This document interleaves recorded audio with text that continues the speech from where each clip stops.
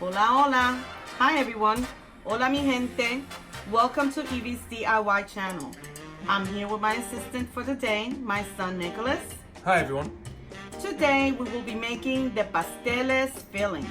This is our first video, so please make sure to let us know how we did. First, let's go through the list of ingredients you will be needing to make this recipe. Let's get started. Vamos pa'lante. The ingredients are as follows. Half a cup of either olive oil, corn oil, or vegetable oil, whichever you prefer. 9 to 10 pounds of fresh pork shoulder. In Spanish, it's called pernil. Cut it into approximately 1/2 inch to 1 inch in diameter, small pieces. If you go to any meat market, they'll usually cut it for you for small tip or small feet. I purchased this today. It was about $1.29 the pound. So it cost me about $12 for the whole pork shoulder, and then I had the butcher cut it up for me. I keep the bones because I want to make sure I give my meat a lot of flavoring, so definitely use it when you are cooking your meat. I will show you at what point to introduce it to your mix. Next, we're going to go through the dry ingredients. So we're going to need 1/8 of garlic powder, 1/8 cup of adobo, 1/8 cup of North chicken flavor bouillon, 1 sleeve of Goya ham seasoning. I used reduced sodium, but you could use, the regular one. This gives the meat a lot of flavor. You will need about 2 to 3 sleeves of the Sazon Goya con cilantro y achiote. You will need a 1/4 cup of fresh minced garlic, 2 cups of minced onions, about 1/2 to 1 cup of annatto oil. I will show you in another video how to make the annatto oil, also known as achiote. It gives the meat great color and great flavor, like a little nutty flavor. You will also need about 1 to 1.5 cups of fresh sofrito.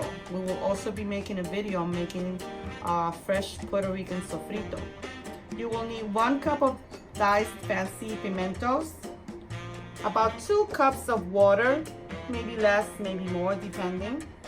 And the meat will cook for approximately 10 to 15 minutes, but we will show you in a minute how the cooking goes.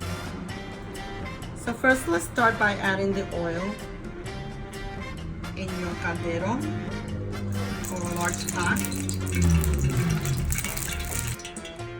Next, we're going to add the onions,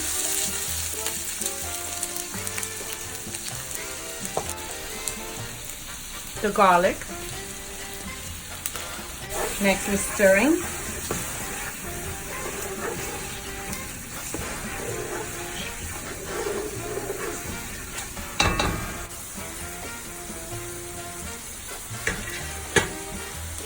Then we're going to put in our meat. You can put in the bones as well. Mix it around. Oh my God, it smells so good already.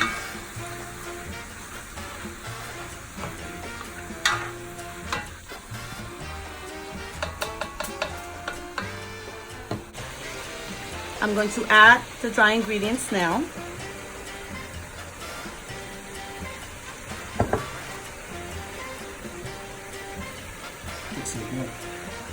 It smells so amazing already.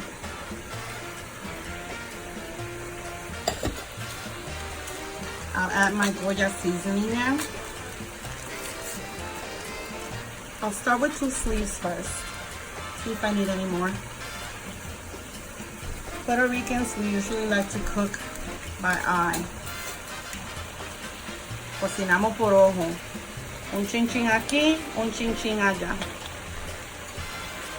I'll add my ham flavoring.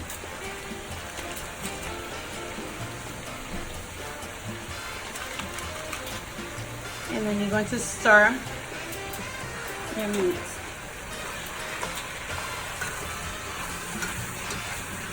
Oh my goodness, it smells amazing. This is so good, guys. You see how my bones are in there? That's going to give my meat so much flavor.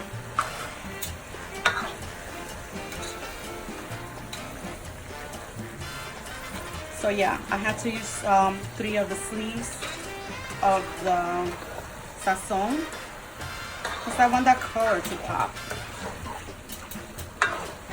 And taste. Absolutely. Puerto Rican food is about taste and the vibrant colors. Helps if it looks good too. Oh, it looks amazing. We're gonna let this cook for about 2 minutes. Let me put the cover over it. We'll be back. So where'd pasteles even come from? Well, I had to literally research this because I actually didn't know. I just remember making them since I was little. But it says that pasteles are believed to have been created by the Taino Native American tribe, which originated around Venezuela. And Christopher Columbus came into contact with this tribe when he sailed to the Americas. However, pasteles is also said that has been traced back to the African slaves in America who brought things like bananas as well as cooking techniques like frying with them from Africa, which it quickly spread throughout Puerto Rico.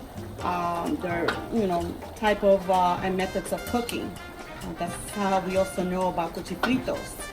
We know about eating pig ears, pig stomachs, pig tongue, everything, which I happen to love because I was raised with it. All delicious. All super delicious. If you are a true Puerto Rican, you definitely know what cuchifritos are. Alright, so we got all these delicious looking ingredients coming together. What would you say is the most important one? To be honest, this right here, sofrito. Why? Sofrito happens to be just a bunch of delicious ingredients that make Puerto Rican food what it is. There's no Puerto Rican food or dish that is complete without this major ingredient. Everyone in Puerto Rico has their own version of sofrito, but in the end, it's just everyone's version speaks volumes of our culture, and it just makes our food so delicious. Wait till you start smelling how this sofrito is going to make the meat smell. Just wait until you smell it.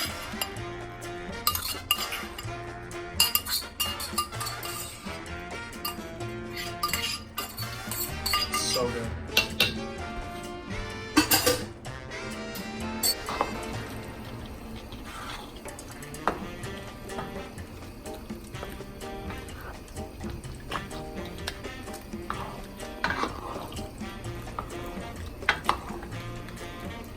Oh, smell it already. It smells so good. I told you.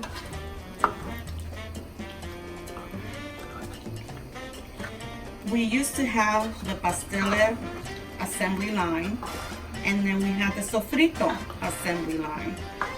My job was to wash all the recao, the cilantro, the ajicito, the onions, the peppers. I mean, a lot of people use different type of ingredients, but those are the major ones. So next we're gonna be adding the achiote oil. We got this cooking, it smells so amazing. So I'm gonna start adding it little by little. I'm not gonna need the whole thing. And look at how it automatically gives it that beautiful gold color. And it gives it like a nutty taste.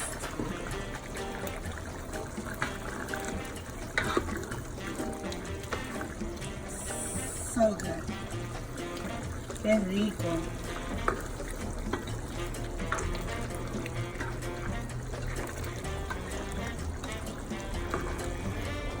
I actually end up using the whole thing.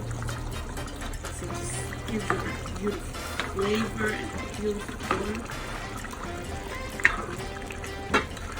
And if I'm telling you how great this smells, oh.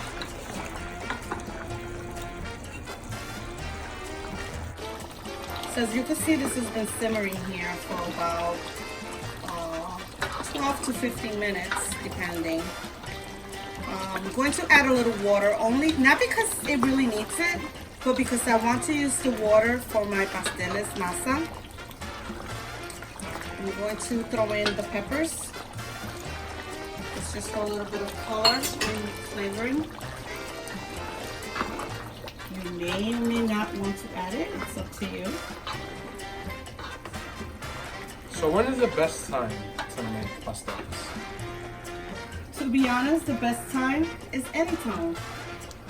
Traditionally, they're made during the Christmas holidays in Puerto Rico. It goes very well with arroz con gandules, a drink of coquito, as well as many other traditional dishes like flan, arroz con dulce, sofrito, de maíz con queso. There's so many different exquisite, dishes that you really should take the time out to try. I'm gonna add some of the water now. You're not gonna need a lot, maybe just 1 cup. And again, it's not because the meat needs it, it's because I'm going to use the water to incorporate it in the masa. Because we want all these flavors to go all together, and it will just blend in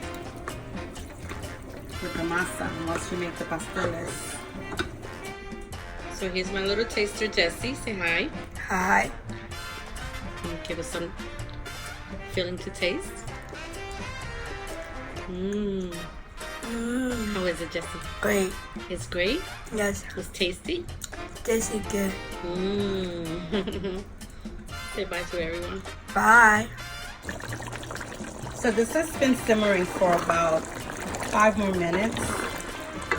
And look how great this looks. The bones and the bone marrow are giving this so much flavor.